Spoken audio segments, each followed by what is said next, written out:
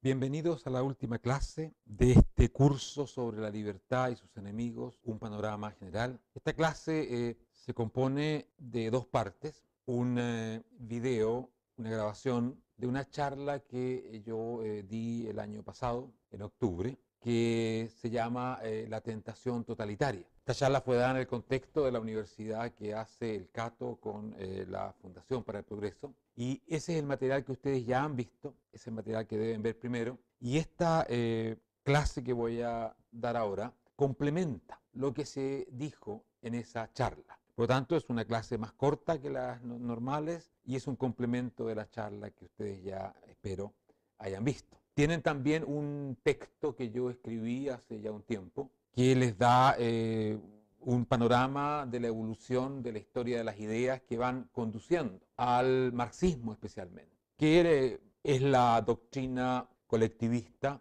de rasgos claramente totalitarios además, que más ha influenciado la época moderna y que ha sido el contrapunto, el opuesto más claro, más decisivo y más constante del pensamiento liberal. Y por ello que yo me concentro bastante en el marxismo. La charla, por supuesto, que estaba orientada fundamentalmente al pensamiento marxista revolucionario, haciendo alusiones también a otras formas totalitarias de pensar, ya que el marxismo es una expresión de muchas posibles del pensamiento totalitario. También en la charla de hoy, en la clase de hoy, vamos a concentrarnos en el pensamiento socialista marxista, especialmente aquel que busca una transformación revolucionaria de la sociedad. Pero hay que dejar en claro que el colectivismo en general, el pensamiento colectivista, es mucho más amplio que aquel marxismo revolucionario que vamos a estudiar más en detalle y que trataba más en detalle en la charla que ya han visto. Y va desde las formas de socialdemócratas, de creación de un Estado benefactor, que asume a nombre del colectivo una cantidad creciente de responsabilidades que el individuo va delegando o que se le van restando a la esfera de libertad del individuo, hasta sus formas más extremas totalitarias, como puede ser el comunismo soviético, chino, o también el nazismo o el fascismo, o también ciertas formas muy militantes del nacionalismo, y en la época actual el islamismo, que es la versión del totalitarismo que en la época que estamos viviendo tiene más relevancia y presencia y que marcará sin duda las décadas que vienen en el conflicto o en los conflictos globales que tenemos por delante. Hay tres imágenes con las cuales ilustramos el comienzo de esta presentación. La primera están las tres grandes figuras del marxismo revolucionario o del marxismo-leninismo, como también sería y es conocido. Lenin en primer plano y los dos grandes padres fundadores de la doctrina marxista, Marx, por supuesto, el principal, y Federico Engels o Friedrich Engels, su amigo de toda la vida y el hombre que, incluso más que Marx, contribuyó a la difusión del pensamiento marxista. La verdad es que el pensamiento marxista, si bien se leen algunas obras de Marx, especialmente el Manifiesto Comunista, que es obra de ambos, y a veces algunos leen El Capital o alguna obra más complicada, más del pensamiento marxista, se han formado y se formaron a través de las obras de popularización de Federico Engels. La segunda imagen con la cual quiero ilustrar esta introducción tiene que ver con el segundo gran totalitarismo que causó un daño enorme a la Europa y al mundo de los años 30 y 40, que es el nazismo. Y lo ilustro con una fotografía muy curiosa, tomada en agosto del año 1914 en Viena, cuando se está anunciando ante el regocijo, la felicidad masiva, el inicio de la Primera Guerra Mundial. Puede resultar chocante, pero la verdad es que en todas las grandes capitales y ciudades europeas, sin excepción prácticamente, el inicio de la Primera Guerra Mundial, que es el inicio de una debacle europea que durará 30 años, por lo menos, fue celebrada con un entusiasmo delirante. Los hombres jóvenes se enrolaban voluntariamente en los ejércitos, hasta los filósofos empezaron a escribir obras de apología a la guerra. Y en este cuadro que nos representa ese momento clave, crítico de la evolución mundial y por supuesto europea, donde irrumpen las ideologías totalitarias, partiendo por el nacionalismo y pasando después a todas sus formas nazistas, fascistas, comunistas, se captó sin tener ninguna intención, porque no se sabía quién era este personaje absolutamente desconocido entonces, a Adolf Hitler. Adolfo Hitler está allí en ese recuadro que está aumentado y que está en el centro en realidad de esta masa entusiasta por el inicio de la guerra. Es interesante por muchas cosas, refleja una parte de la personalidad de este hombre que será tan influyente y su entusiasmo por la formación de esta masa nacional, de esta gran solidaridad y entusiasmo en torno a una causa colectiva. Él viene saliendo de unos años desastrosos en Viena, pobre, donde él vive en un albergue, donde no tiene nada, donde vive de las pinturas que hace, años de gran soledad y de miseria. Y este hombre ve en el estallido de la guerra la salida de esa soledad, de esa situación de marginación, a algo colectivo y lo va a llevar muy pronto a irse a Alemania, a enrolarse en los ejércitos alemanes y pasar todos los años de la guerra prácticamente en el frente. Será una experiencia para él muy importante, no menos la solidaridad que le encuentra en el frente, en los hombres en la guerra. Eso él quedará como un arquetipo de lo que debe ser un país, unido por grandes causas, sin egoísmos personales, sino que totalmente entregados a lo que será su delirante causa del nazismo.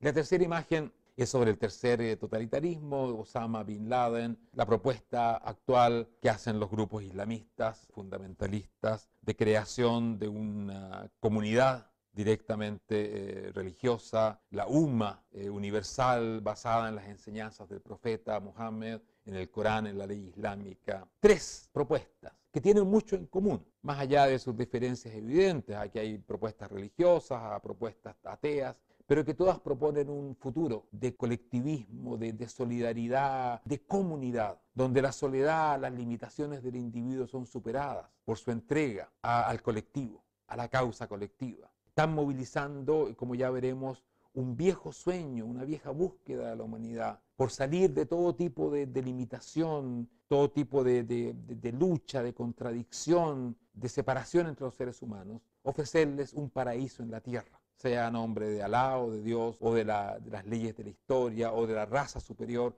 no importa mucho. Lo que todas estas ideologías proponen es el salto a un reino paradisíaco, un reino de armonía. Y por ello le exigen a la gente que cree en ello.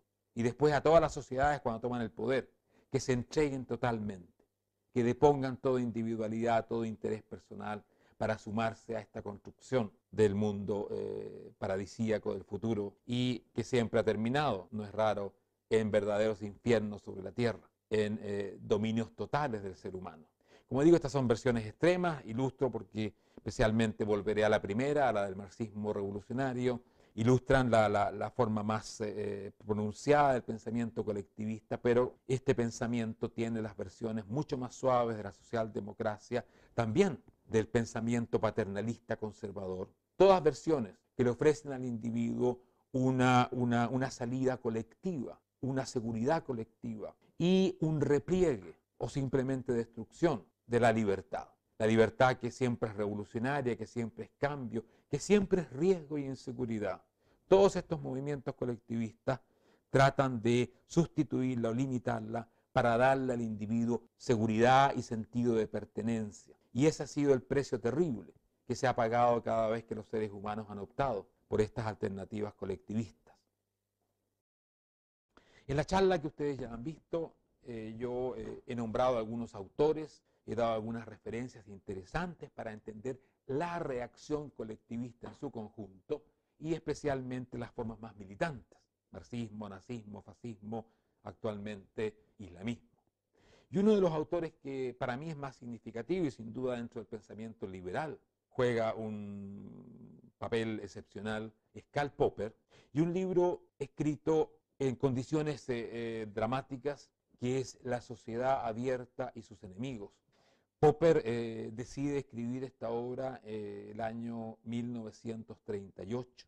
Ya vivía en el exilio, ya había abandonado Europa, estaba viviendo en Nueva Zelanda y recibe las noticias de la entrada de los nazis a Austria, la anexión de Austria, llamado Anschluss, y la entrada triunfal de Hitler, recibido por Viena, la ciudad natal de Popper, esa ciudad tan polifacética y dinámica que vio crecer a un Popper o a un Wittgenstein o a un Freud, una ciudad extraordinaria por su diversidad, mezcla, etcétera, cómo recibe delirantemente al jefe del nazismo y se suma a ese esfuerzo terrible que va a ser la construcción del Tercer Reich, esa especie de utopía aria, racial, que va a terminar como ya sabemos que terminó. Cuando él se entera de esto, él dice o piensa, ¿qué aporte puedo yo hacer? ¿Cómo puedo yo contribuir a la lucha contra esta violenta reacción colectivista que tenía su versión nazi en Alemania y en Austria y en el mundo germano, pero que tenía su otra versión terrible en el mundo de Rusia, el mundo soviético? Comunismo, nazismo eran las dos grandes fuerzas enfrentadas en ese momento. El fascismo también en Italia, en España, muy ofensivo en ese momento. Y Popper decide algo que está de acuerdo a sus posibilidades, sus fuerzas, escribir una historia de las ideas, un análisis de las ideas que llevan a la formación de estos movimientos. Y trata de dar una explicación de por qué en el siglo XX, en esa primera mitad del siglo XX, se vive esta enorme ola de totalitarismo, de colectivismo que estaba arrasando la creación de la sociedad abierta de Open Society, que es la sociedad que fue surgiendo y cobrando mucha presencia en la historia moderna europea. De ella hemos hablado ya largamente en las dos primeras clases, y que en el siglo XIX había experimentado su mayor desarrollo, abriendo el mundo al comercio, a los contactos, creando ámbitos de libertad desconocidos hasta entonces. ¿Por qué viene a partir de ese trágico agosto de 1914 esta sucesión de movimientos que van destruyendo la libertad y que a fines de los años 30 dominan gran parte de la tierra? De hecho, en el año 40, 41, las sociedades libres, las sociedades abiertas, son una ínfima minoría frente a una ola todavía creciente, aunque pronto se revertiría de avance del totalitarismo. Y la respuesta que él da es importante y sorprendente en cierto sentido. Él dice, la condición natural del ser humano no es la libertad, no ha sido la libertad, no ha sido la sociedad abierta basada en la razón, el diálogo, la tolerancia, el cuestionamiento constante y la transformación constante de lo que somos, el mundo de la libertad en buenas cuentas, sino que ha sido el orden tribal, la sociedad cerrada, como él la llama, donde domina un orden que se impone, que supera al individuo, donde ni siquiera tenemos una idea del individuo tal como la modernidad lo producirá, sino que somos parte de algo superior. Y la responsabilidad, el orden está basado en ese orden superior. Y en creencias, tradiciones, creencias religiosas, ideas heredadas, dadas, y que no son cuestionadas, sino que asumidas. Todo ese orden cerrado, ordenado, dado al ser humano, donde su libertad es inexistente o muy poco presente, es lo que Popper ve como la historia, el antecedente histórico de nuestra época moderna. Miles de años, desde las tribus primitivas hasta las sociedades medievales, dominadas por este sentido tribal colectivista, donde el individuo no tiene esa presencia, ni esos derechos, ni esas libertades, que es lo que el pensamiento liberal va a desarrollar, defender, y que es la esencia de la modernidad.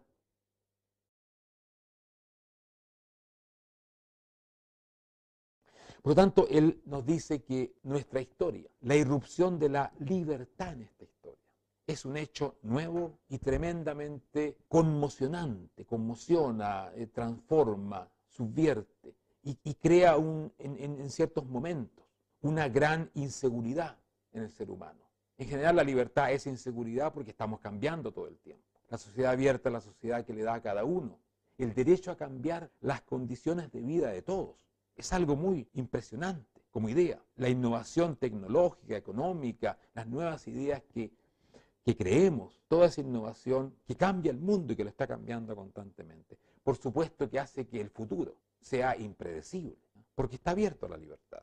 En momentos de crisis se manifiesta dramáticamente esto, cuando otra empresa, otra rama de producción, otro país desplaza lo nuestro, cuando nuestros conocimientos quedan obsoletos porque alguien encontró mejores conocimientos, o porque vienen crisis económicas propias de un orden que se va autorregulando y que entra en momentos muchas veces por culpa de la política más que de la espontaneidad de la economía, donde hay crisis, hay conmociones.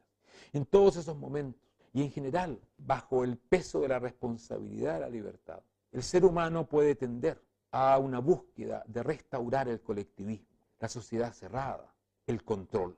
Control que se lo puede otorgar a un partido, a un movimiento, a un líder, a un Führer, a un Stalin, a un Hitler, a un caudillo latinoamericano, lo que hasta puede ser más patético. Pero es la búsqueda del regreso del ser humano a su condición infantil, protegida, donde otros, algo, ejerce la responsabilidad de ordenar nuestras vidas. Y nos reduce a una condición que el ser humano, de cierta manera, lleva consigo mismo, en su historia y en su propio crecimiento como individuo.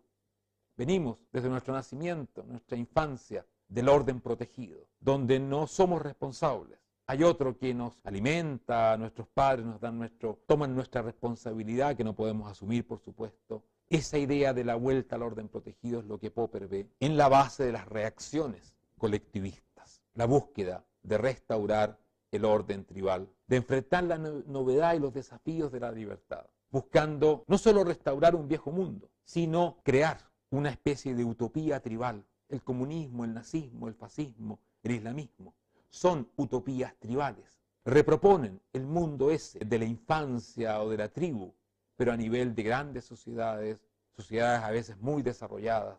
El nacionalismo militante también, donde el individuo se pierde en la nación representada por su Estado, que ordena el mundo y le da un lugar en el cual él va a formar parte en ese orden que lo va a superar como individuo y que lo va a terminar eliminando como individuo en muchos casos. Por lo tanto, la tesis de Popper, y yo insisto, es un pensamiento de gran profundidad.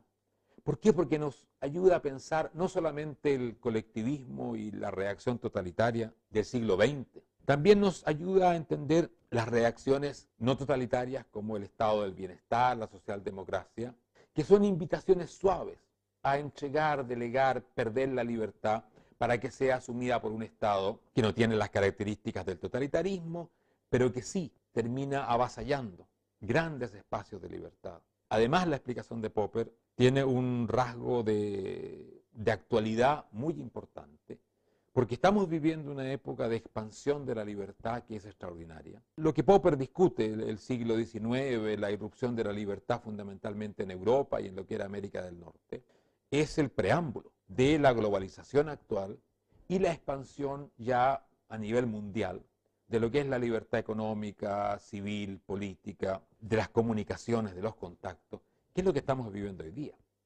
Y esto implica que si el desarrollo del siglo XIX amenazó los órdenes tradicionales de Europa y produjo una reacción tribal, colectivista, violentísima en Europa, hoy día la modernidad, la irrupción de la libertad a nivel global, está amenazando todo orden tribal, toda sociedad cerrada, todo orden tradicional. Nada queda fuera de lo que es hoy día la expansión de la libertad a través de la globalización, las nuevas tecnologías, el comercio, los contactos. Y por ello que hoy día vemos una lucha a nivel global entre la libertad y el orden de la sociedad libre y sus enemigos. Enemigos que surgen como los que se proclaman defensores del orden, de lo tradicional o de una utopía colectiva futura. El islamismo es justamente una versión de ello, muy clara, muy evidente. Su utopía arcaica, la vuelta a la Umma o comunidad política creada por Mahoma en la Medina del siglo VII, es evidente, pero propuesta ya a nivel global, a nivel de una sociedad globalizada. Y veremos muchas más. En Europa vemos constantemente, a través de los partidos xenófobos, nacionalistas, la tendencia a la vuelta a la sociedad cerrada, protegida. Por lo tanto, la tesis de Popper hoy día, donde vivimos esta irrupción global de la modernidad, tiene una gran. Hay otros pensadores interesantes que también mencioné en la charla acerca de la tentación totalitaria, que pensaron la relación, si Popper piensa la relación libertad-reacción colectivista, estos autores nos ayudan a entender la relación modernidad como fenómeno amplio y colectivismo o reacción colectivista. Un autor que para mí inicia esta reflexión, que es uno de los padres fundadores del pensamiento sociológico moderno, es un alemán llamado Ferdinand Tönnies, que en 1985, 86, por ahí, no recuerdo exactamente, escribió su tesis doctoral, cuyo título era Gemeinschaft und Gesellschaft, comunidad y sociedad, donde él pensaba la irrupción de la modernidad como un proceso de disolución de todas las comunidades tradicionales. Esa comunidad local, ese ámbito protegido, reglado, conocido, normado por la iglesia, por las autoridades locales, por la familia, por la tradición en que el hombre nacía, por el conocimiento y la historia común con quienes compartían su pequeño espacio. El paso de esa sociedad tradicional a la modernidad, a la ciudad, la migración constante, la vida con extraños. Si venimos de la vida con conocidos, de la vida local, pasamos a la ciudad donde ni siquiera a veces conocemos al vecino.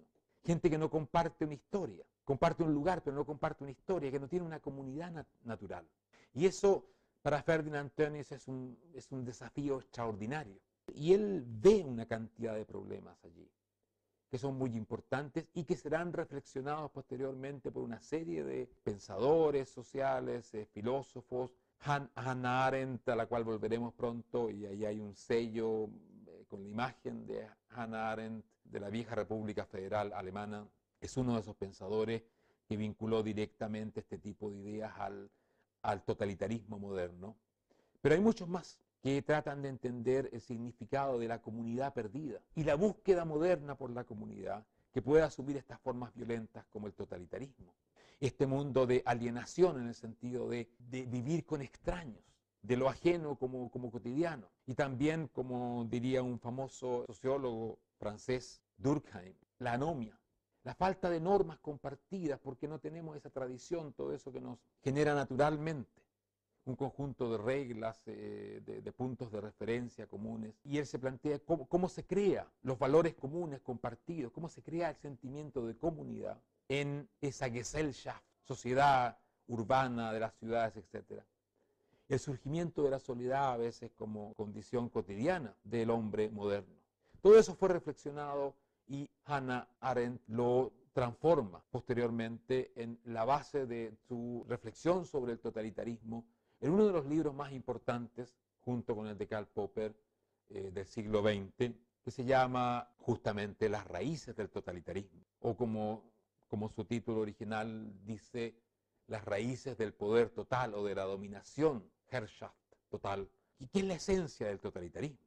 La dominación que no deja ningún resquicio fuera de su poder, que no es solamente económica, ni política, ni un control de un área determinada de la sociedad, sino que busca controlar incluso la mente humana, el poder total. Y ella ve en estos movimientos que generan el poder total. Ella estudia muy a fondo, fuera del antisemitismo, que es un tema que le importa mucho, por supuesto, el nazismo y el estalinismo. Y ve cómo aquí se le ofrece una alternativa al hombre solo. De allí surge esto que yo nombré en la charla, el nazismo, y también en gran parte los movimientos revolucionarios marxistas como la suma de las soledades. Los hombres que encuentran una salida mágica, violenta, atractiva a la alienación, a la soledad, uniéndose a estos movimientos que le ofrecen, ya antes de conquistar el poder. Y esta es una de sus características más atractivas e importantes de los movimientos de este carácter, nacionalismo, fascismo, nazismo, comunismo, islamismo. Le ofrecen vivir la comunidad a través de los partidos totalitarios, a través de los movimientos totalitarios, a través de la incorporación al ejército, a la lucha, a todo aquello que el nacionalismo transforma en forma de vida prácticamente, el nacionalismo militante, agresivo.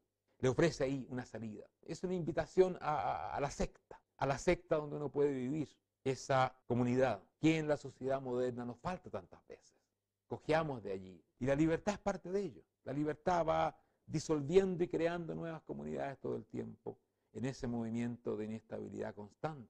Nos hace actores, nos da una responsabilidad que en circunstancias determinadas tendemos a delegar, rechazar y haciéndonos parte de estos movimientos creemos lograr una vida mucho.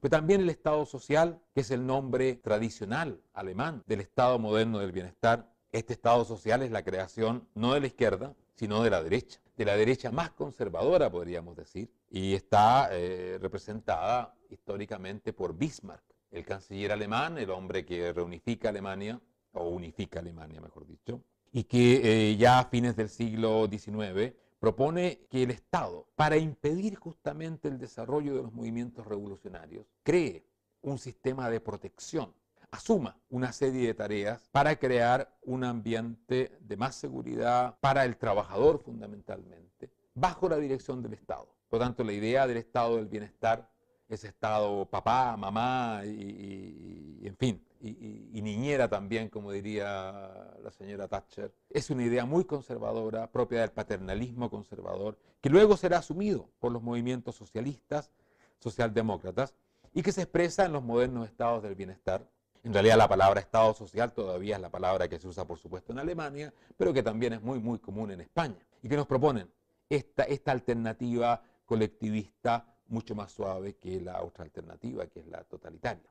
Pero bueno, dicho esto, paso a concentrarme en la forma más militante de la idea colectivista, los movimientos totalitarios, y concentrándome en gran medida en lo que es la evolución, desarrollo, antecedentes del socialismo de raigambre marxista revolucionaria. Lo que hay que entender primero es que estamos frente a una idea extraordinariamente peligrosa y atractiva. No solamente esa invitación a salir de la soledad, de entregar nuestra responsabilidad a un colectivo que va a asumirla y que nos va a proteger, sino que va más allá de esto. Y es la idea de la creación del paraíso terrenal. Un mundo donde no hay contradicciones, donde no hay dolor, donde no hay riesgo, donde por supuesto que no hay responsabilidad, donde por lo tanto no estamos expuestos a toda esta conmoción de la libertad.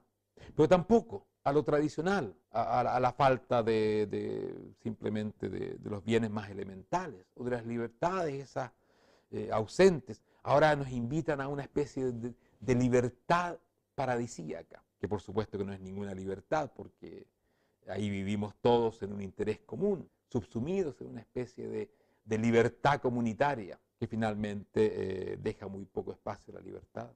Y junto a la idea de crear este paraíso terrenal, que es por supuesto una secularización de un viejo sueño, el sueño del paraíso, el reencuentro con Dios, la idea de crear un hombre nuevo, un hombre que no es como nosotros, con nuestros defectos, nuestros egoísmos, esa mezcla que somos de lo bueno y lo menos bueno, sino que ángeles, la conversión del ser humano en un ser absolutamente altruista, entregado, sin ningún interés personal, por ello sin individualidad, totalmente abocado a esa especie de bien común, bienestar común, vida colectiva. Esta idea es una idea tremendamente atractiva. Es lo que toda secta propone, en buenas cuentas.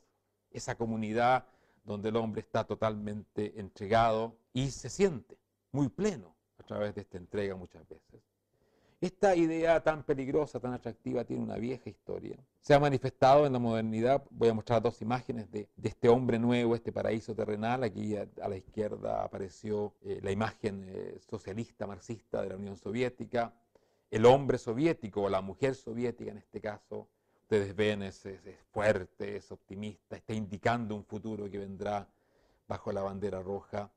Otra versión gráficamente muy parecida, la verdad es que podríamos pensar que es un mismo, la estética es la misma, sin duda. Es la versión nazi. Aquí tenemos un sello del año 38, 1938, y ustedes pueden leer en la parte superior, Neues Volk, pueblo nuevo, gente nueva, hombre nuevo. Y los vemos, musculosos, hermosos, propios de la utopía, distantes sin duda de lo que somos.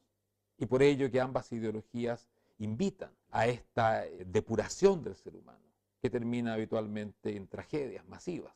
Eliminar todo aquello que nos empequeñece, que nos limita, para crear estos arquetipos raciales o sociales o lo que sea propuestos en estas ideologías. Estas ideas no solamente son del totalitarismo más militante, están también presentes incluso en la socialdemocracia. En los años 30, años 40, la idea de la ingeniería social, muy propia de la socialdemocracia, por ejemplo, sueca o nórdica, también proponía la creación de un hombre nuevo, de un ser humano nuevo, a través de la participación, la intervención del Estado en su formación.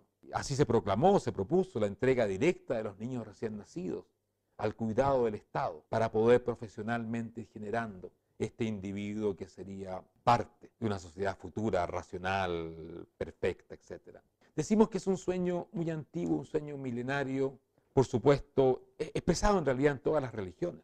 Todas tienen un paraíso perdido alguna vez, una edad de oro que quedó atrás, como el jardín del Edén del arquetipo cristiano, y la propuesta de un regreso, de una salida del mundo precario en el cual vivimos y seguiremos viviendo sin duda.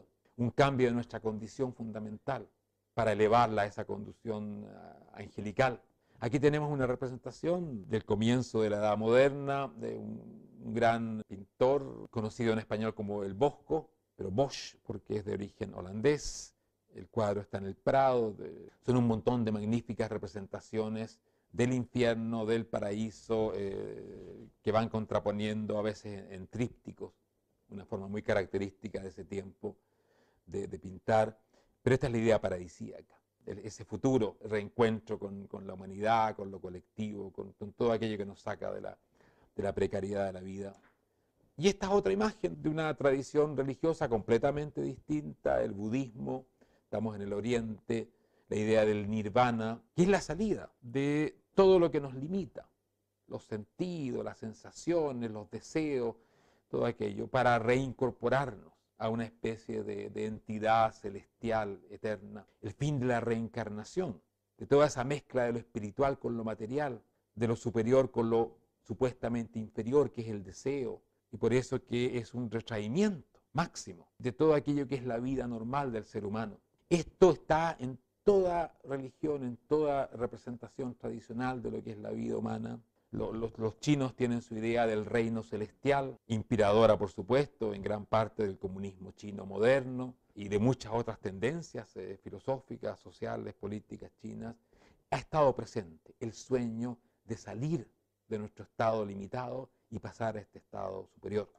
Ahora bien, si nos abocamos un poquito más allá a la historia occidental, de nuestra cultura, de nuestra área cultural, tratando también de entender la larga marcha intelectual hacia el socialismo revolucionario, el marxismo, esa forma de colectivismo que tan influyente ha sido, tenemos que hacer referencia a lo que aquí yo llamo el paradigma de la perfección y que yo relaciono con Platón. Lo relaciono, por supuesto, influenciado por la obra de Karl Popper. La sociedad abierta a sus enemigos tiene una primera parte dedicada a Platón y a su pensamiento. Tenemos una representación acá, que es una representación renacentista de un cuadro que se llama La Academia, donde aparecen otros filósofos, Aristóteles, por ejemplo. Seguramente no tiene nada que ver con el Platón que realmente existió, pero bueno, es una representación del mismo. ¿Y por qué hablo de Platón, el paradigma de la perfección?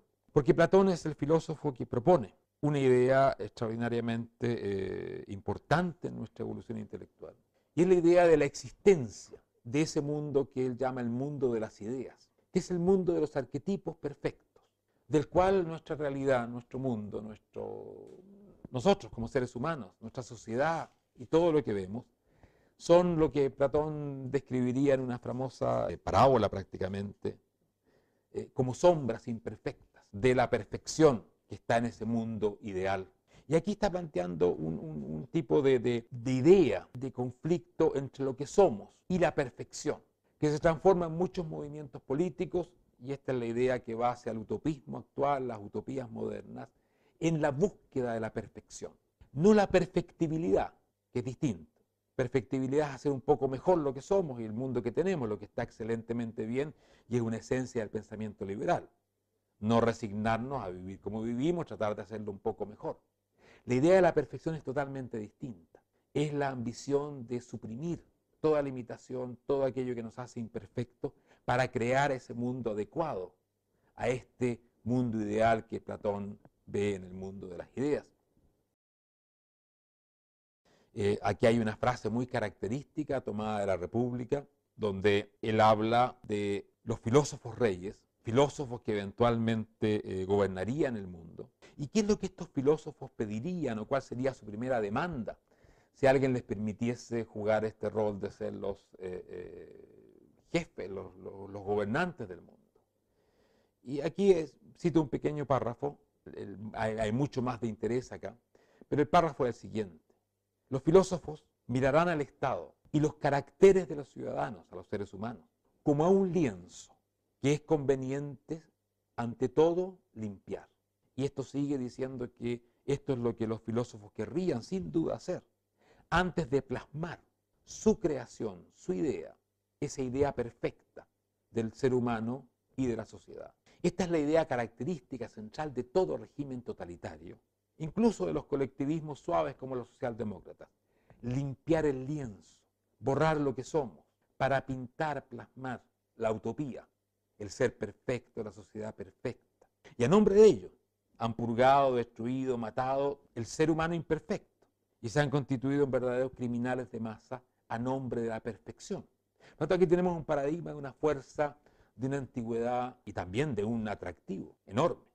¿Quién no querría vivir la perfección? Pero la perfección es enemiga de lo bueno. Y lo bueno es lo que los seres humanos podemos aspirar a hacer. Lo perfecto es una cosa que podemos dejársela a Dios y a los ángeles. Pero todos estos profetas mesiánicos, milenaristas, después ya veremos ese término, que proponen la perfección a nombre de la raza o la clase o la religión superior, terminan, por supuesto, destruyendo al ser humano. Ahí está esa herencia platónica, el paradigma de la perfección que nos perseguirá de una u otra forma y nos seguirá persiguiendo, porque la idea, como yo digo, es muy tentadora. Pero otra vertiente que se va a juntar con la idea platónica a su manera es la que viene de del cristianismo. El cristianismo ha asumido una forma bastante particular, bastante común durante largos periodos, y es lo que yo llamo el paradigma milenarista. La expresión milenarismo viene de una lectura literal del Apocalipsis, la última parte de la Biblia, donde dice que Cristo volverá pronto además. Esto lo creían las primeras comunidades cristianas, vivían constantemente esperando la vuelta de Cristo, la segunda llegada, o la parusia, como se lo llama con el término griego. Y que él vendría como un jefe guerrero con sus huestes. Y aquí vemos una representación medieval de esto. Cristo viene como un rey con su ejército de blanco a combatir el mal, el anticristo, y crear un reino de Cristo sobre la tierra que durará, dice la Biblia, 1000 años. Y de ahí viene la idea milenarista, el concepto de milenario, milenio. También se lo conoce en Historia de las Ideas, y esto es historia política además, porque estos movimientos fueron muy importantes, no solamente en la primera cristiandad, sino sobre todo en la Edad Media, especialmente en la Edad Media tardía, que ve una cantidad de movimientos que van a conmover Europa tremendamente bajo esta idea, la idea de la vuelta de Cristo y la recreación del mundo y la instauración de un reino milenario, donde, como dice la Biblia, reinará Jesús, Cristo, y a su lado estarán los justos, todos sus discípulos, y crearán ese mundo celestial, el paraíso en la tierra. Hay más cosas en el Apocalipsis, porque esta no es la última batalla, vendrá otra más, pero en fin, esos son detalles que podemos dejar a los interesados. Yo recomiendo leer estas partes del Apocalipsis, han sido tremendamente importantes en la formación del Occidente y de su realidad política. Porque esta es la idea que atravesará una parte de la tradición cristiana y que después terminará inspirando, incluso de manera muy directa, los pensadores revolucionarios modernos, donde hay una relación directa, una inspiración directa de los movimientos medievales de reconstrucción del mundo, de cambio total, y las propuestas cada vez más ateas, cada vez más secularizadas, pero que recogen el mismo arquetipo, la creación del paraíso en la tierra. La verdad es que las propuestas ateas que hemos visto conmover el mundo en el siglo XX no son más que transcripciones ateas de un viejo paradigma religioso, cristiano en este caso. Y por ello que tienen tanta resonancia. Su eco es profundo en nuestra tradición. No es un invento de un día para otro de un señor con barba llamado Marx. No, ese invento, que ya veremos un poco más sobre ese invento, hace un eco en una vieja tradición, viejos sueños, el paradigma de la perfección, el paradigma del reino de Cristo en la tierra, y por eso que nos remueve y removió al occidente de la manera en que lo hizo. Si hubiese sido una idea extraña que se le ocurrió a un señor por allí, no hubiese tenido seguramente ninguna posibilidad de llegar a transformar el mundo y conquistar el poder finalmente en más de una tercera parte de lo que es la humanidad durante el siglo XX. Bien, dos vetas muy importantes en el largo camino hacia este señor que apareció aquí a la derecha, que es Karl Marx. Tal vez ustedes no reconocerán a Karl Marx en este señor, que es una imagen romántico-revolucionaria. Habitualmente uno asimila a Marx con este señor con barba ya de bastantes años, ratón de bibliotecas, creador de esas obras larguísimas que se llaman El Capital y otras más. Pero no, el Marx con el que tenemos que pensar es este, el joven revolucionario de 25, 26 años, aquel que escribe el Manifiesto Comunista, que es un Marx que todavía no cumple los 30 años, aquel que inventa esta poderosa doctrina que es el comunismo moderno, que inventa el proletariado, la idea de la revolución moderna, que transcriben de manera atea todos nuestros mitos y arquetipos religiosos a veces del pasado, que ya a los 25 años había inventado aquello que se llamará materialismo dialéctico y todo eso, y etcétera. Veremos un poquito más sobre él. Es este hombre, no es el otro, no es el de barba. Y acá tenemos algunas imágenes de antecedentes históricos. En el texto que ustedes leen van a encontrar algunas referencias a una tradición medieval que encuentra uno de sus principales exponentes en este monje que está a la izquierda, un monje calabrés llamado Gioacchino da Fiore, que es el creador de una propuesta de interpretación histórica dentro del cristianismo que ya plantea la creación del reino de Cristo, del milenio, como una evolución histórica. O sea, hay una teoría de la historia acá que está confluyendo en la creación del milenio. No es la venida de pronto de Cristo, sino que es toda una evolución. Hay una teoría del progreso, esa idea que será tan característica de la época moderna, ya planteada en el siglo XIII. Este hombre fue tremendamente influyente. Ustedes encuentran más sobre él en el texto. Y aquí en el centro hay una imagen, obra de Gioacchino, o Joaquín, de un libro que es muy poco accesible, pero que si alguien puede verlo yo lo recomiendo. En internet hay algunas partes del libro. Yo alguna vez cuando me dedicaba a mi tesis doctoral tuve la oportunidad de estudiar este libro, que se llama Liber Figurarum en latín, el libro de las figuras, donde él plasma en figuras como esta, algunas coloridas que son muy, muy atractivas, su teoría de la historia. Y ustedes ven acá, la historia parte con estas dos líneas que se van cruzando y que van floreciendo paulatinamente hasta que llegamos a la tercera edad. Todas estas teorías de la historia tienen tres fases, que en buenas cuentas son el paraíso perdido, el jardín del Edén. Después viene una larga transición y llegamos a la fase final donde, como ustedes ven en el caso de esta imagen, todo florece. Estas dos líneas en realidad son el pueblo judío y los otros pueblos, que al final se unen, de acuerdo a la profecía también del Apocalipsis y la profecía bíblica. Y vemos ahí ese florecimiento que Gioacchino profetizaba como algo ya muy cercano. Él, por supuesto, que no le llamó a esto comunismo, si bien era una idea comunista, le llamó Ordo Monacorum, el orden monasterial, digamos, que bueno, típicamente el orden monasterial es un orden comunista, en ese sentido de que todo se comparte, hay una entrega común.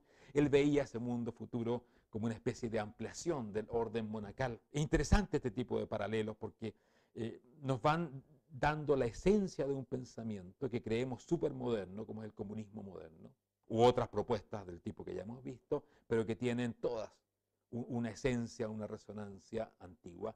La idea de que la historia tiene tres fases será exactamente asumida por Marx: el comunismo originario, lo que llamaba Urcomunismus, después las sociedades de clase, la fase del desarrollo, donde comienza a expresar las fuerzas productivas del ser humano y se llega finalmente al comunismo. Volveremos a ello. Por lo tanto, una larga historia desde Gioacchino a Karl Marx, de Platón a Karl Marx, del reino de Dios, una evolución donde se va secularizando la idea del milenio, del reino de Cristo en la tierra, y también toda la idea de la providencia, la idea de que nuestra historia está escrita por una mano superior, divina en este caso, que nos ha diseñado un transcurso en nuestra vida terrenal que nos lleva desde ese origen, cuando perdimos, digamos, el estado de vida paradisíaca, a través de una larga peregrinación, esta idea de la peregrinatio que está muy desarrollada ya desde San Agustín en adelante, y nos va a llevar a este fin glorioso de la historia. Esa idea de la providencia después será trabajada y veremos que en esa evolución, para convertirla en una doctrina materialista atea, en que la economía reemplaza la voluntad divina, pero que nos lleva igual, necesariamente a ese fin glorioso de la humanidad en este colectivo que nos abarcará a todos. Esa evolución es muy interesante y en el texto que ustedes leen, yo destaco allí tres filósofos, tres grandes pensadores, que van a ser claves para la formulación marxista de esta idea. Voy a decir algunas cosas sobre ellos, como digo, encuentran más en esta lectura. Aristóteles, a la izquierda, al centro tenemos el gran filósofo de la Ilustración, Kant, y a la derecha, el más complejo tal vez, para algunos sumamente inaccesible, oscuro, y tal vez por ser muy oscuro, muy atractivo de los filósofos, de todos los filósofos, que es Hegel. Épocas muy distintas, estamos hablando de la antigüedad clásica, estamos hablando de fines del siglo XVIII en el caso de Kant y de comienzos del siglo XIX en el caso de Hegel, que murió en 1831, es decir, cuando Karl Marx, su gran discípulo, su discípulo más peligroso sin duda, tenía apenas unos 13 años, algo así. Tres filósofos, una larga evolución. ¿Qué idea proponen estos filósofos que nos permite entender esa poderosa propuesta que es el marxismo? Porque tenemos que estar conscientes de que el marxismo ha sido atractivo y poderoso y ha logrado lo que ha logrado de destrucción, porque ha conquistado muchos intelectos, muchas personas, muchas voluntades. Por lo tanto, es una idea poderosa y que tiene todas estas raíces. Ahora bien, la idea básica y lo que nos conecta a estos tres pensadores, para decirlo muy sumariamente y partiendo de Aristóteles, es la idea de que lo viviente en la naturaleza, pero también en la sociedad, como muy pronto será entendido ya en la época griega, parte de una esencia, una especie de ADN que se va desarrollando necesariamente, manifestando todo aquello que estaba incluido en el núcleo, en la semilla.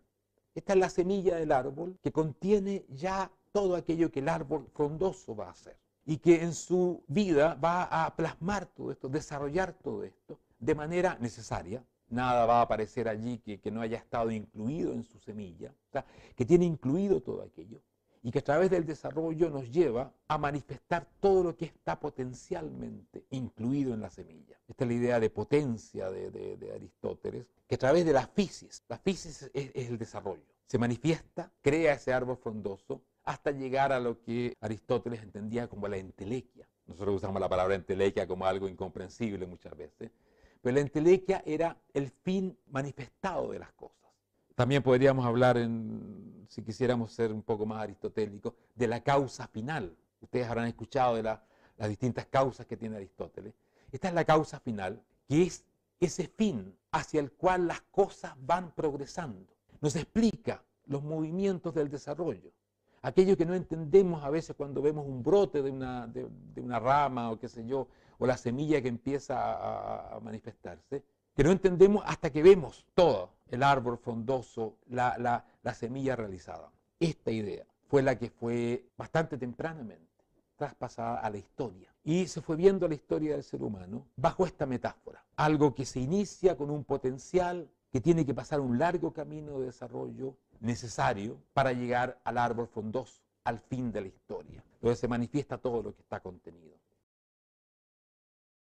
Kant fue el filósofo moderno que repropuso la idea aristotélica. Yo cito ahí algunos textos, son bastante cortos y quien quiera profundizar en esto, Kant es un extraordinario pensador también en lo que es filosofía de la historia, si bien sus obras fundamentales no son de filosofía de la historia. Pero él dice, debemos entender al ser humano, a la humanidad, como un conjunto. La naturaleza humana no se desarrolla, la potencia, digamos, no llega a ser entelequia o realización en un ser humano, sino en toda la especie humana. Y la especie humana va marchando sin darse cuenta, porque no entiende el programa que la mueve. Su ADN no es manifiesto para la especie humana, ¿eh? Pero va tendiendo a la entelequia, al fin de la historia, a la realización, y Kant usa explícitamente el término del reino de Dios sobre la tierra.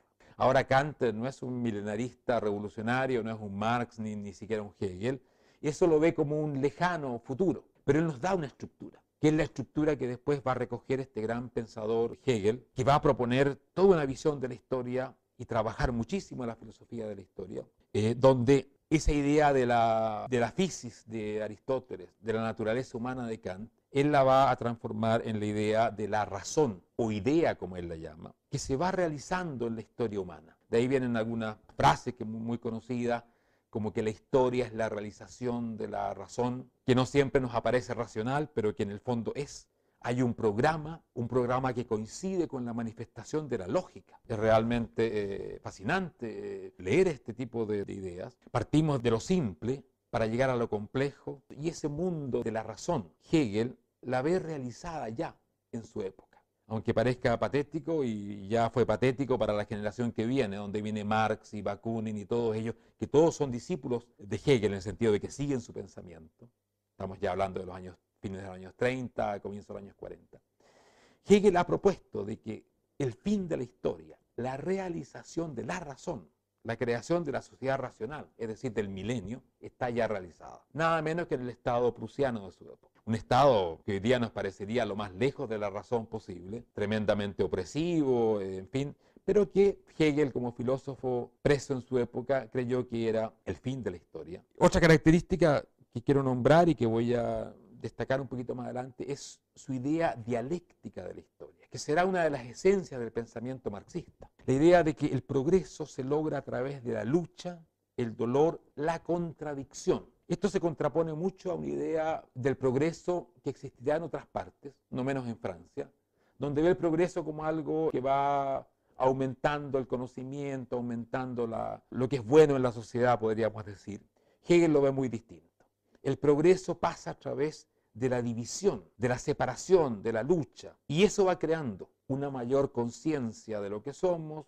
Él dirá, realizando la razón o la idea, hasta llegar finalmente, después de ese acto dramático que es la Revolución Francesa, muy importante para Hegel, para su pensamiento, a la creación de ese mundo racional donde recogemos todo el movimiento dialéctico de la historia y lo convertimos en un estado racional, como el prusiano, dirigido por una burocracia perfecta y racional que representa lo mejor de la historia. Eso es lo patético del pensamiento de Hegel. Y aquí aparece su obra más conocida, que influenciaría profundamente a Marx y a todos esos jóvenes que vendrán muy pronto, y de los cuales vamos a hablar un poquito, que es la fenomenología del espíritu, publicada en 1807. Sin duda la obra más oscura de Hegel, en muchos sentidos, pero la más influyente. No solamente ha influido en marxismo, ha sido fundamental para muchas escuelas filosóficas, los existencialistas del siglo XX, por ejemplo, y una obra que dándose el trabajo de penetrarla un poco, es muy interesante de muchas maneras. Bueno, de esta larga evolución va a surgir ahora sí el hombre barbudo que estamos viendo, ese joven que vimos antes, Karl Marx, el revolucionario y el escritor del Capital. Aquí vemos un sello de la Unión Soviética celebrando el centenario de la publicación del primer tomo del Capital. El sello es de 1967. Celebra la aparición en 1867 del primer tomo del Capital. Pero aquí aparece a la izquierda algo que nos acerca mucho más al Marx hegeliano, ese que recibe toda esta herencia del gran filósofo alemán y que lo va a transformar en la doctrina revolucionaria del marxismo.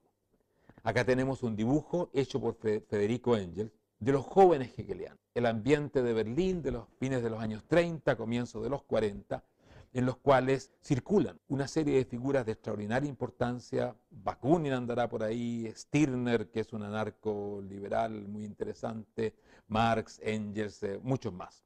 Críticos de la religión muy interesantes como Bauer o Feuerbach. Este es el medio ambiente. Jóvenes intelectuales, muchos de ellos, la mayoría, casi todos, de muy buenas familias, todos prometedores académicos futuros que no llegarían a serlo porque muchos de ellos se enreglarían en el camino revolucionario. Y en esa época, interesantemente, van a ver frustradas muchas de sus ambiciones.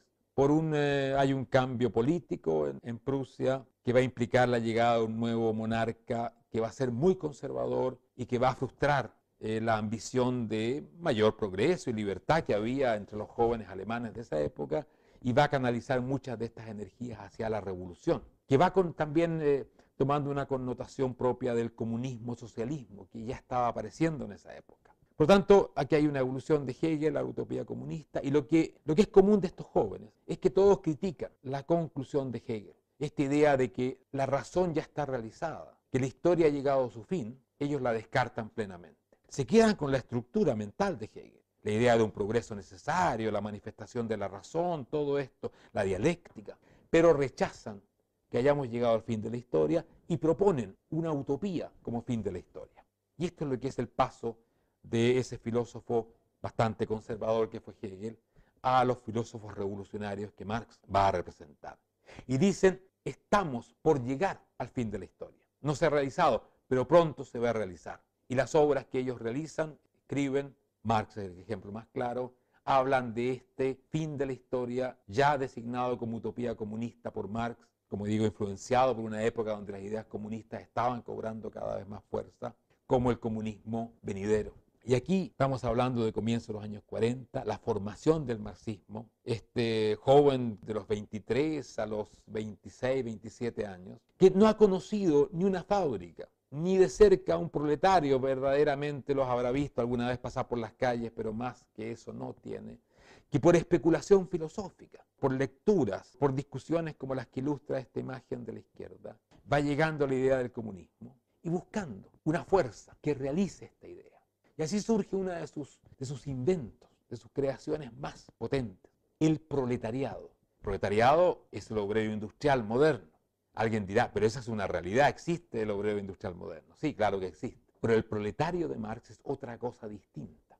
Es ese obrero industrial dotado de un montón de atributos y de una misión histórica que nada tiene que ver con la realidad. Marx convierte al proletariado en el Mesías moderno. Es otra transcripción de la herencia religiosa en algo terreno, algo secularizado, ateo. Y él ve, y son unos textos realmente apasionantes que escribe en esta época, que allí, en este ser absolutamente explotado, despojado de toda propiedad, ve la esencia humana limpia y capaz de crear ese mundo y ese hombre nuevo. Él dice, el proletario no forma ya una clase en la sociedad porque no tiene nada. No tiene ningún interés que defender. No puede ser egoísta, porque no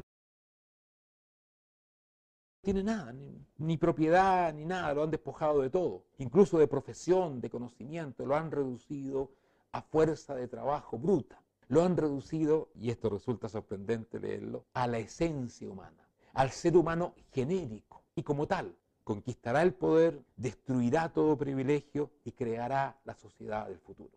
Esto es pura religión bajo el manto del ateísmo. Esto es un salto intelectual de un joven filósofo que está buscando ese mundo mesiánico, paradisíaco del futuro y está inventando realidades que pueden conducir a él. Lo increíble es que después, generación tras generación, hasta hoy día todavía quedan algunos que ven un proletariado de estas características. Ese Mesías moderno que va a crearnos el mundo paradisíaco del futuro. Va a inventar muchas más cosas. Bueno, por supuesto la propuesta comunista. Pero esa propuesta existía ya en su ambiente. Existía la idea del comunismo, como dimos, es una idea secularizada desde el paraíso futuro, del cielo futuro. En el cielo no hay propiedad privada ni nada, es la comunidad total realizada, por lo tanto no es una idea tan asombrosa. Otra de sus creaciones, sí muy importante, es aquello que será conocido como materialismo histórico, aquello que los marxistas hasta ahora dicen que es una ciencia. ¿Y qué es esto? Esta propuesta de Marx de que la historia no está regida, dirigida por una voluntad divina o por una naturaleza humana a lo Kant o la razón a lo Hegel, sino por una fuerza distinta que es la fuerza productiva del ser humano, la economía, la tecnología, la forma de producir. Ello crea el desarrollo histórico y la acumulación de fuerzas productivas será lo que hace necesario el comunismo. Su idea de la historia va a ser una idea donde el ser humano, esto es muy cristiano y muy hegeliano, parte de una especie de paraíso perdido, ya dije su nombre en alemán hace un ratito, o el Urkommunismus, donde se vive en una armonía primitiva, donde el ser humano no ha desarrollado su potencial todavía, pero vive en una armonía. Para Marx, y aquí sigue exactamente el pensamiento dialéctico de Hegel, esa unidad primitiva debe romperse. La sociedad debe dividirse en clases opuestas, algunas de las cuales explotan a la mayoría y la obligan a producir, acumulan riqueza, acumulan nuevas capacidades productivas, obligan a la especie humana a manifestar el potencial, esa potencia aristotélica para transformarla en acto, en actus, en realidad. Esa semilla se desarrolla a través de la violencia que ejercen las clases dominantes feudales, esclavistas o capitalistas en la época de Marx, para hacer aflorar todo aquello que el ser humano puede producir. Y según él, el capitalismo es la fase más desarrolladora de este largo proceso, de esta larga dialéctica que a través de la explotación va realizando el potencial humano. Y por eso que el Manifiesto Comunista es un verdadero himno a la capacidad creativa del capitalismo. Es que nadie ha descrito el capitalismo y su capacidad transformadora de una manera tan impresionante como el Manifiesto Comunista de Marx. ¿Y qué nos dice? El capitalismo cumple una función histórica necesaria para hacer madurar la fuerza productiva del ser humano. Y la hace madurar de tal manera que llegamos a un momento donde la explotación, la sociedad de clases, ya no es necesaria. Y lo que se hace necesario es dar un salto a esta sociedad comunista, donde compartimos la riqueza acumulada a través de esta historia de explotación y luchas de clases. La idea del comunismo de Marx es la idea de la abundancia. Es el paraíso de nuevo, es la edad de oro perdida, los ríos de miel y leche que corren, donde cada uno, como él lo dice muy poéticamente, podrá ser poeta en la mañana, pintor por la tarde, dedicarse a 1000 cosas durante el día, porque viviremos en el mundo de la abundancia. Y en el mundo de la abundancia no hay espacio para los conflictos entre los seres humanos. ¿Por qué nos vamos a pelear si hay de todo para todos y cuanto queramos?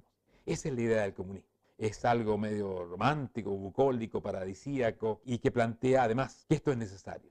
Y aquí viene una de esas cosas sorprendentes, tal como los profetas milenaristas que decían que el reino de Cristo había que prepararlo y había que luchar por él, había como que crear la antesala que invitaría a Cristo a realizar su reino. También plantea que hay que crear un movimiento revolucionario y hay que dar una lucha para realizar esto que es necesario. Es difícil entender esta lógica, pero ahí está.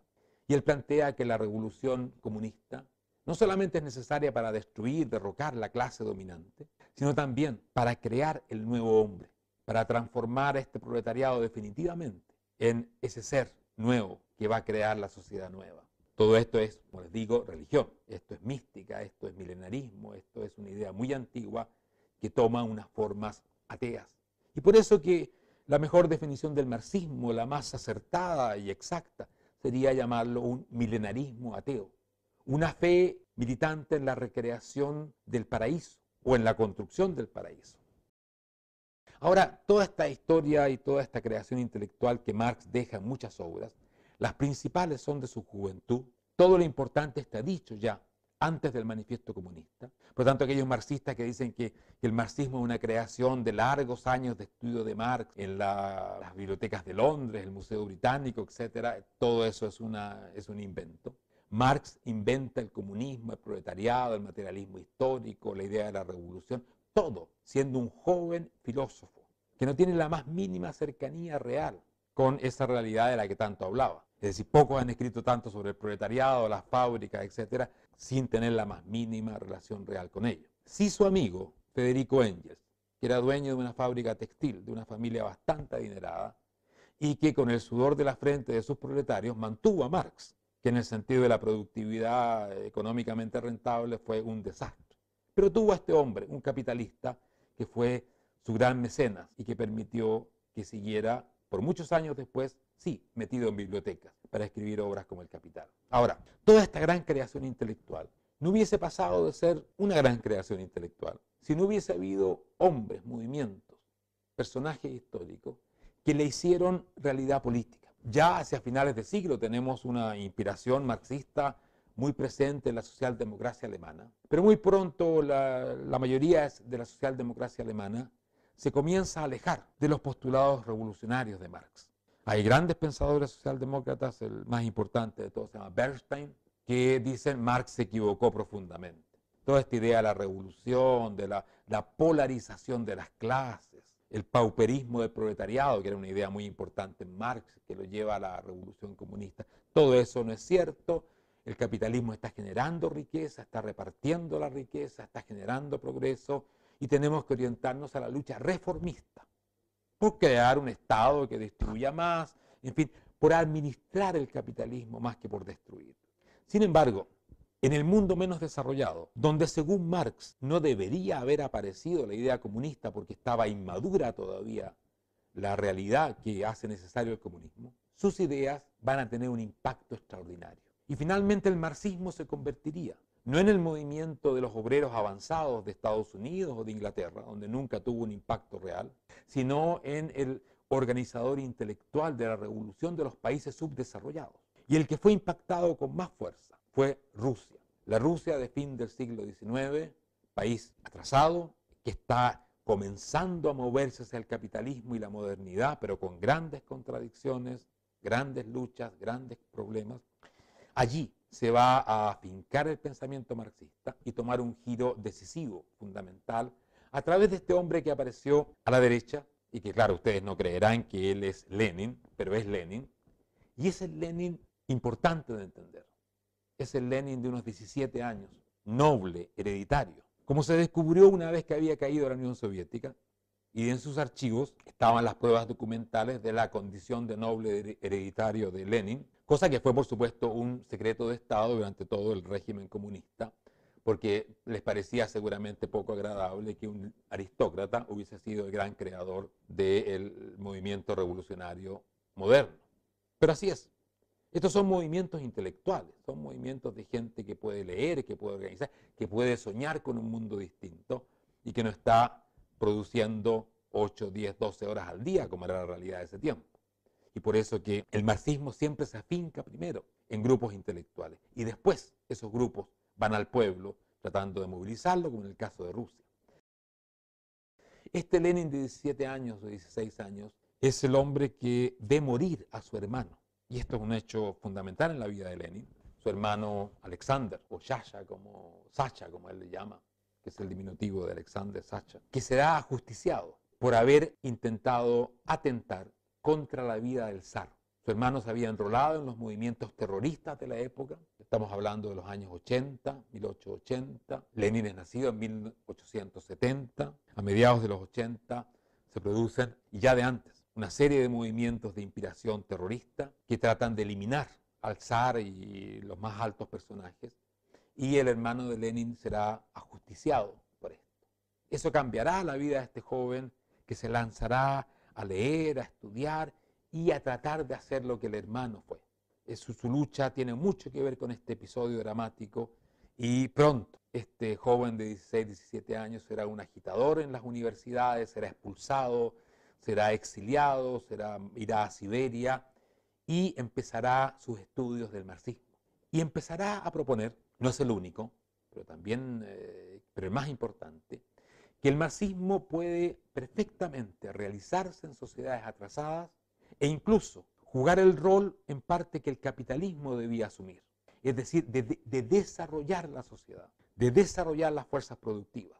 Y plantea de que se puede tomar el poder, se debe tomar el poder a nombre de la revolución socialista, aún en un país subdesarrollado. Este pensamiento provocó gran conmoción entre los marxistas más atentos al mensaje fundamental de Marx y de Engels, que decían esto es una locura. Un país que no ha pasado realmente por el capitalismo, que apenas lo conoce, no puede optar al comunismo, ni podemos tomarnos el poder. Un movimiento revolucionario no puede todavía. Pero aquí surge esta mezcla que luego se irá radicalizando hasta llegar bajo Stalin a ser una idea central, el movimiento comunista como desarrollador y reemplazante de aquello que el capitalismo no hizo, y después llegará a China, llegará a todo el mundo subdesarrollado, ya con la idea no de ser el producto maduro del capitalismo, sino que ser el reemplazante y el desarrollador de sociedades subdesarrolladas. Por lo tanto, se plantea el salto al futuro, no la evolución que Marx plantea, porque si bien Marx plantea la revolución, pero la plantea como el fin de una larga evolución, aquí se plantea directamente la idea de un movimiento revolucionario, marxista, comunista, que va a dar un salto de sociedades muy primitivas, muy poco desarrolladas, a la sociedad comunista. Y esta es la idea que va a ser fundacional de todo el marxismo-leninismo, el marxismo revolucionario del llamado tercer mundo en alguna época. Pero lo más importante, más allá de esto, porque esta es una idea que se estaba ya formulando por aquí y por allá, si sin Lenin hubiesen existido otros que lo hubiesen formulado, lo que realmente es importante es que Lenin es el constructor de la herramienta de realización del sueño revolucionario. Y este es el Partido Revolucionario. El partido que concita un conjunto de hombres absolutamente entregados, hombres y mujeres, profesionalizados, que se hacen parte del movimiento del partido totalmente. Es decir, propone un partido de gente que está realizando el comunismo, la entrega total al colectivo, ya antes de que la sociedad comunista sea construida, y se transforman en pedazos de esta realidad colectiva. Hombres partido, como alguien los llamaría muy acertadamente. Esta idea la tiene Lenin muy ya a finales del siglo XIX, en el exilio siberiano, donde pasa 3 años, donde él va a terminar proponiendo en una obra extraordinariamente importante que se llama El quehacer, cómo construir esta herramienta fundamental. Y él dice, no tienen que ser muchos. El Partido Revolucionario es como una orden teológica y monasterial de los revolucionarios.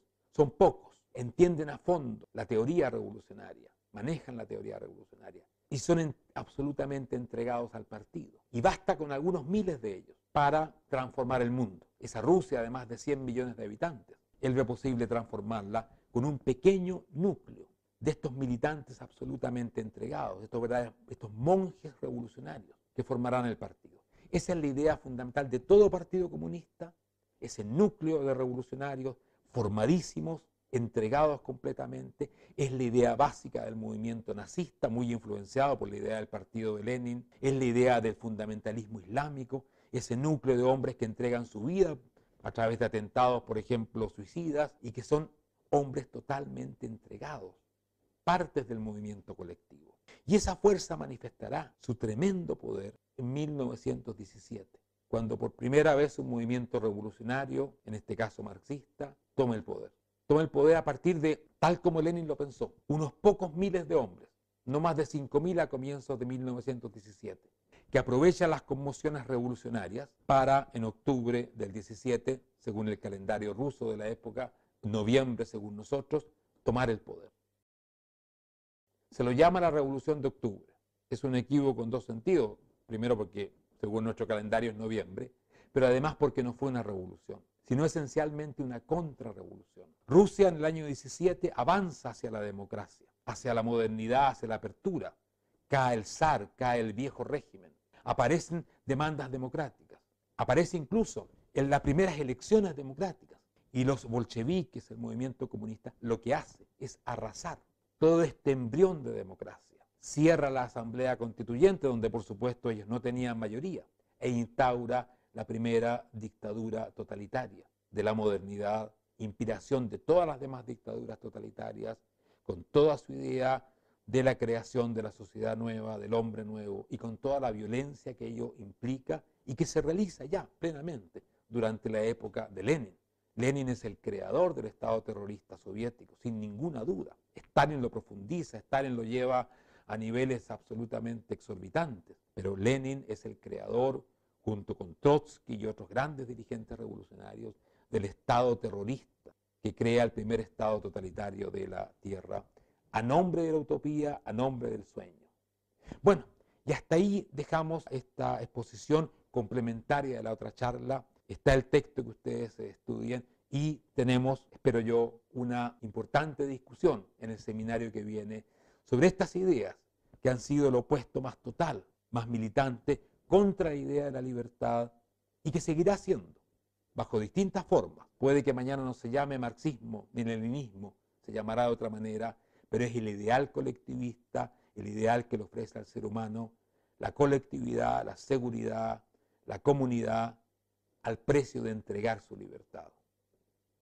Bienvenidos a la última clase de este curso sobre la libertad y sus enemigos, un panorama general. Esta clase se compone de 2 partes, un video, una grabación de una charla que yo di el año pasado, en octubre, que se llama La tentación totalitaria. Esta charla fue dada en el contexto de la universidad que hace el Cato con la Fundación para el Progreso, y ese es el material que ustedes ya han visto, ese es el material que deben ver primero, y esta clase que voy a dar ahora complementa lo que se dijo en esa charla. Por lo tanto, es una clase más corta que las normales y es un complemento de la charla que ustedes ya, espero, hayan visto. Tienen también un texto que yo escribí hace ya un tiempo, que les da un panorama de la evolución de la historia de las ideas que van conduciendo al marxismo especialmente, que es la doctrina colectivista, de rasgos claramente totalitarios además, que más ha influenciado la época moderna y que ha sido el contrapunto, el opuesto más claro, más decisivo y más constante del pensamiento liberal. Y por ello que yo me concentro bastante en el marxismo. La charla, por supuesto, que estaba orientada fundamentalmente al pensamiento marxista revolucionario, haciendo alusiones también a otras formas totalitarias de pensar, ya que el marxismo es una expresión de muchas posibles del pensamiento totalitario. También en la charla de hoy, en la clase de hoy, vamos a concentrarnos en el pensamiento socialista marxista, especialmente aquel que busca una transformación revolucionaria de la sociedad. Pero hay que dejar en claro que el colectivismo en general, el pensamiento colectivista, es mucho más amplio que aquel marxismo revolucionario que vamos a estudiar más en detalle y que trataba más en detalle en la charla que ya han visto. Y va desde las formas de socialdemócratas, de creación de un Estado benefactor, que asume a nombre del colectivo una cantidad creciente de responsabilidades que el individuo va delegando o que se le van restando a la esfera de libertad del individuo, hasta sus formas más extremas totalitarias, como puede ser el comunismo soviético, chino, o también el nazismo o el fascismo, o también ciertas formas muy militantes del nacionalismo, y en la época actual el islamismo, que es la versión del totalitarismo que en la época que estamos viviendo tiene más relevancia y presencia y que marcará sin duda las décadas que vienen en el conflicto o en los conflictos globales que tenemos por delante. Hay tres imágenes con las cuales ilustramos el comienzo de esta presentación. La primera, están las tres grandes figuras del marxismo revolucionario o del marxismo-leninismo, como también sería y es conocido. Lenin en primer plano y los dos grandes padres fundadores de la doctrina marxista, Marx, por supuesto, el principal, y Federico Engels o Friedrich Engels, su amigo de toda la vida y el hombre que, incluso más que Marx, contribuyó a la difusión del pensamiento marxista. La verdad es que el pensamiento marxista, si bien se leen algunas obras de Marx, especialmente el Manifiesto Comunista, que es obra de ambos, y a veces algunos leen El Capital o alguna obra más complicada, más del pensamiento marxista, se han formado y se formaron a través de las obras de popularización de Federico Engels. La segunda imagen con la cual quiero ilustrar esta introducción tiene que ver con el segundo gran totalitarismo que causó un daño enorme a la Europa y al mundo de los años 30 y 40, que es el nazismo. Y lo ilustro con una fotografía muy curiosa, tomada en agosto del año 1914 en Viena, cuando se está anunciando ante el regocijo, la felicidad masiva, el inicio de la Primera Guerra Mundial. Puede resultar chocante, pero la verdad es que en todas las grandes capitales y ciudades europeas, sin excepción prácticamente, el inicio de la Primera Guerra Mundial, que es el inicio de una debacle europea que durará 30 años, por lo menos, fue celebrada con un entusiasmo delirante. Los hombres jóvenes se enrolaban voluntariamente en los ejércitos, hasta los filósofos esperadas por su entrega al colectivo, a la causa colectiva. Están movilizando, como ya veremos, un viejo sueño, una vieja búsqueda de la humanidad por salir de todo tipo de limitación, todo tipo de lucha, de contradicción, de separación entre los seres humanos, ofrecerles un paraíso en la tierra, sea a nombre de Alá o de Dios o de las leyes de la historia o de la raza superior, no importa mucho. Lo que todas estas ideologías proponen es el salto a un reino paradisíaco, un reino de armonía. Y por ello le exigen a la gente que cree en ello. Y después a todas las sociedades cuando toman el poder, que se entreguen totalmente, que depongan toda individualidad, todo interés personal para sumarse a esta construcción del mundo paradisíaco del futuro y que siempre ha terminado, no es raro, en verdaderos infiernos sobre la tierra, en dominios totales del ser humano. Como digo, estas son versiones extremas, ilustro porque especialmente volveré a la primera, a la del marxismo revolucionario, ilustran la forma más pronunciada del pensamiento colectivista, pero este pensamiento tiene las versiones mucho más suaves de la socialdemocracia, también del pensamiento paternalista conservador, todas versiones que le ofrecen al individuo una salida colectiva, una seguridad colectiva y un repliegue o simplemente destrucción de la libertad. La libertad que siempre es revolucionaria, que siempre es cambio, que siempre es riesgo y inseguridad. Todos estos movimientos colectivistas tratan de sustituirla o limitarla para darle al individuo seguridad y sentido de pertenencia. Y ese ha sido el precio terrible que se ha pagado cada vez que los seres humanos han optado por estas alternativas colectivistas. En la charla que ustedes ya han visto, yo he nombrado algunos autores, he dado algunas referencias interesantes para entender la reacción colectivista en su conjunto y especialmente las formas más militantes: marxismo, nazismo, fascismo, actualmente islamismo. Y uno de los autores que para mí es más significativo y sin duda dentro del pensamiento liberal juega un papel excepcional es Karl Popper, y un libro escrito cuando empezaron a escribir obras de apología a la guerra. Y en este cuadro que nos representa ese momento clave, crítico de la evolución mundial y por supuesto europea, donde irrumpen las ideologías totalitarias, partiendo por el nacionalismo y pasando después a todas sus formas nazistas, fascistas, comunistas, se captó, sin tener ninguna intención, porque no se sabía quién era este personaje absolutamente desconocido entonces, a Adolf Hitler. Adolfo Hitler está allí, en ese recuadro que está aumentado y que está en el centro, en realidad, de esta masa entusiasta por el inicio de la guerra. Es interesante por muchas cosas, refleja una parte de la personalidad de este hombre que será tan influyente y su entusiasmo por la formación de esta masa nacional, de esta gran solidaridad y entusiasmo en torno a una causa colectiva. Él viene saliendo de unos años desastrosos en Viena, pobre, donde él vive en un albergue, donde no tiene nada, donde vive de las pinturas que hace, años de gran soledad y de miseria. Y este hombre ve en el estallido de la guerra la salida de esa soledad, de esa situación de marginación, a algo colectivo, y lo va a llevar muy pronto a irse a Alemania, a enrolarse en los ejércitos alemanes y pasar todos los años de la guerra prácticamente en el frente. Será una experiencia para él muy importante, no menos la solidaridad que le encuentra en el frente, en los hombres en la guerra. Eso él quedará como un arquetipo de lo que debe ser un país, unido por grandes causas, sin egoísmos personales, sino que totalmente entregados a lo que será su delirante causa del nazismo.